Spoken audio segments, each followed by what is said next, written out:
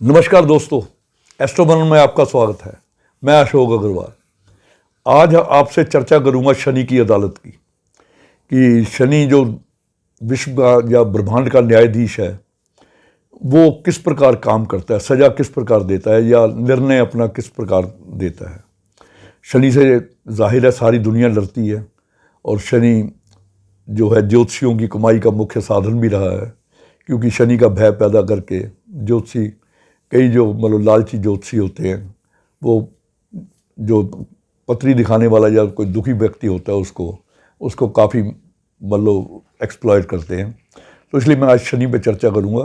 पहले तो शनि की न्यायाधीश बनने की कहानी सुनाता हूँ आपको।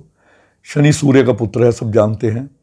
तो सूर्य का जो विवाह हुआ था संज्ञा नाम की विश्वकर्मा की लड़की से हुआ था, मगर वो सूर्य का जो तेज था वो सहन नहीं कर पाती थी, तो उसने अपने माया से, अपनी ताकत से अपनी जैसी छवि की छाया प्रकट की और वो उसको सूर्य के पास भेजा। उस छाया से 3 पुत्र हुए, 3 बच्चे हुए। एक शनि, फिर यम जिसे हम यमराज कहते हैं, और एक बेटी हुई यमुना। तो ये 3 बच्चे छाया के थे। तो जब शनि पैदा हुआ, शनि सबसे बड़े थे, जब शनि पैदा हुए तो सूर्य के पास ले जाए गए कि आपके घर में पुत्र हुआ है। तो शनि को काला रूप, उसका चेहरा देख के सूर्य ने इसे अपने से परे फेंक दिया। जो सूर्य से शनि की दूरी है वो सबसे ज़्यादा है, अपने से बहुत दूर फेंक दिया। तो इस चीज़ से जो शनि थे बहुत क्षुब्ध हुए, बहुत गुस्सा हुए, और बड़ा उनको इस चीज़ का गलानी हुई कि मेरे बाप ने मुझे फेंका। तो उन्होंने बड़ी कठोर तपस्या शुरू कर दी भगवान शिव की। तो भगवान शिव ने इनकी तपस्या से प्रसन्न होकर इन्हें ग्रहों में जगह दी, ग्रहों में भी मुख्य जगह दी, और इन्हें ब्रह्मांड का न्यायाधीश बना दिया कि जो भी न्याय है, जो व्यक्तियों का, जब विश्व का जो भी किसी प्रकार का भी न्याय है, वो जो आपके हाथ में होगा तो आप आज से न्यायाधीश माने जाएंगे। तो न्यायाधीश होने से शनि जो हैं, इनके पास ये डिपार्टमेंट है न्याय का, तो इसलिए ये प्रत्येक व्यक्ति का जो न्याय है धर्म संगत करते हैं। कैसे करते हैं इस पे अभी चर्चा करूंगा आपसे। इनकी अदालत कैसे लगती है उस पे भी चर्चा करेंगे, इनके वकील कौन है वो भी चर्चा करूंगा।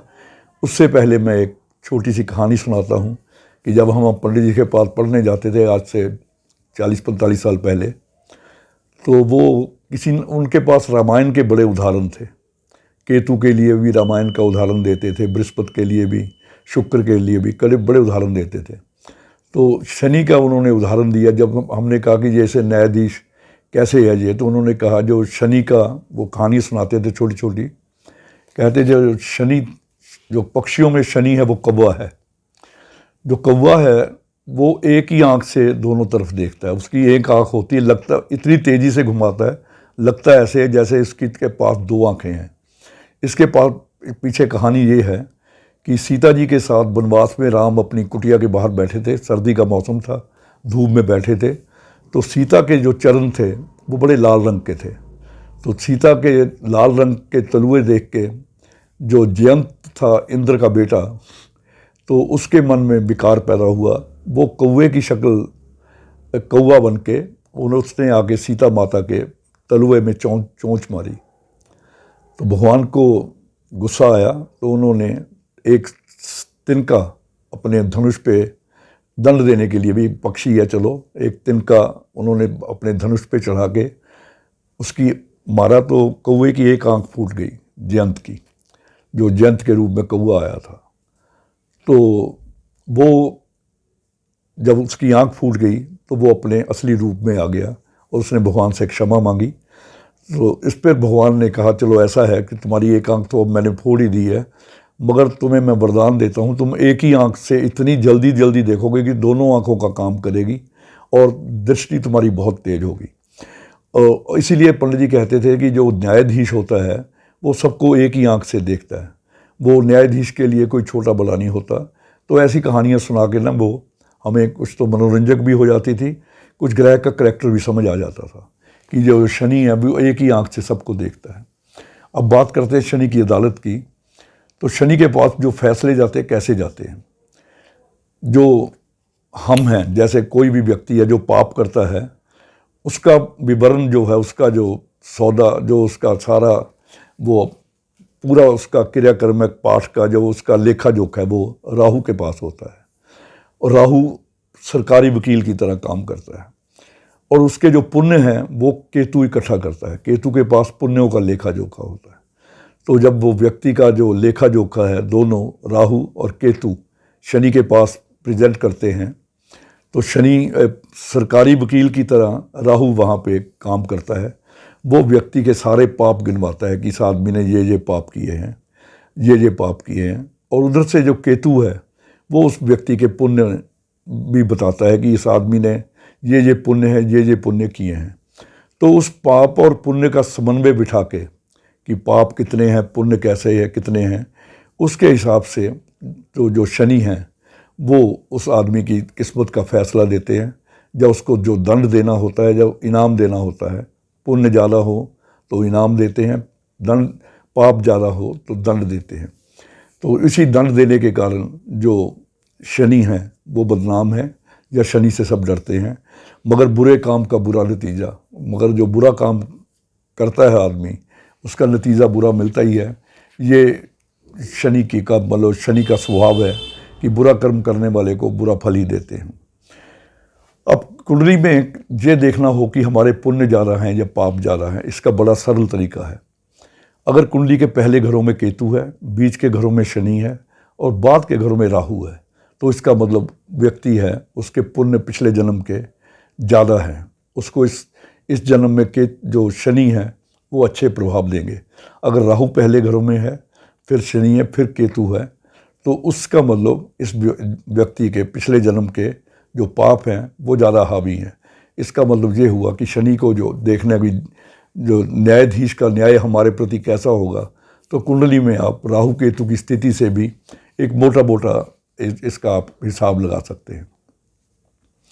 तो यहाँ पे शनि पंडित जी कहते थे कि जो जज होता है, जज भी कई बार वो चूक जाता है अपने निर्णय देने में। कैसे चूकता है? जब उसको पता भी होता है कि ये निर्णय गलत है, मगर वो मजबूरी में उसे गलत फैसला भी गलत देना पड़ता है। वो एक मिसाल देते थे पंडित जी, कहते थे मान लो एक आदमी ने कत्ल किया है, उसको एक आदमी उसका गवाह है, अगर वो कह दे हाँ जी इसने कत्ल किया है तो उसको फांसी हो जाएगी। अगर वो कह दे कि मेरा ख्याल है जी इसी आदमी ने कत्ल किया है, तो वो शक का फ़ायदा उठा के बरी कर देगा। तो वो बताते थे कि जो हम कुंडली में उपाय करते हैं वो शक के हालात पैदा करने के लिए करते हैं, ताकि जो फैसला है हमारे अगेंस्ट इतना ना जाए, तो हम अपने जो पाप कर्म हैं, जो जिसकी सज़ा भुगतनी है, उसकी जो सज़ा में थोड़ी सी कमी बेशी हो जाए। इसीलिए जो इसी बेस पे लाल किताब के उपाय पंडित जी ने बनाए थे। तो हम बड़े सौभाग्यशाली रहे कि उनके या उनके शिष्यों के साथ स्वर्गीय मदनलाल सूद, वो तो हमारे गुरु रहे हैं। अभी उनके जीवित शिष्यों में सिर्फ लुधियाना में बलदेव वर्मा जी हैं, वो उनसे भी काफ़ी ज्ञान मिलता रहता है। तो इस प्रकार और भी जो पंडित जी के शिष्य थे उनके साथ मेरा मिलना जुलना रहा, उनसे चर्चा रहती रही। तो इसलिए गुरुजनों से जो मिला है वो मैं आपके साथ कभी कभी शेयर कर लेता हूँ। और इसके उपाय में अगर आदमी पे कोई झूठा मुकदमा कर दे, तो जब बहुत ज़्यादा कोई मुसीबत आ जाए जिसका वो हकदार नहीं है, कि जिसको कहते हैं बेगुनाह होते हुए अगर कोई उस पर कोई जुल्म करे, या उसको कोई डर सताने लगे, या कुछ उसके साथ नाजायज़ हो रहा हो, तो कहते हैं कि जो शमशान है उसके बाहर से 4 बादाम 4 दिन लगातार बाहर से करके अंदर की तरफ फेंके। तो जो शनि का ये जो डर है, या जो झूठा मुकदमा वगैरह है, या जो झूठी किसी और बेगुनाही में कहीं फंस रहा है, किसी पुलिस की गिरफ्त में या किसी सरकारी पंगे में, तो उससे काफ़ी राहत मिलती है। मगर ऐसे उपाय अगर कुंडली देख के किए जाएं, क्योंकि इसमें और बहुत उपाय हैं कि जब शनि खराब हो रहा हो तो किस घर में बैठा खराब हो रहा है, तो किस ग्रह के उपाय से वो ठीक हो सकता है, वो तो कुंडली से ही हो सकता है।